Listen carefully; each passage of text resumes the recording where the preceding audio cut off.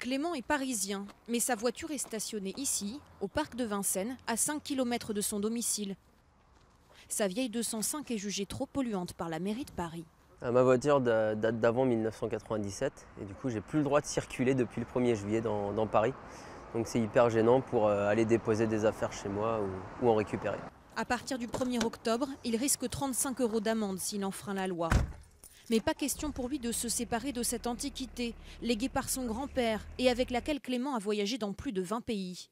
Alors il a décidé de porter l'affaire devant la justice. J'ai porté plainte parce que je n'ai pas les moyens en fait, de racheter une voiture plus récente. Et ce dont ils ne se rendent pas compte à la mairie de Paris, c'est que derrière chaque cas, il y a un cas particulier, voilà, avec des personnes qui n'ont pas forcément le choix de laisser leur voiture à l'extérieur de Paris.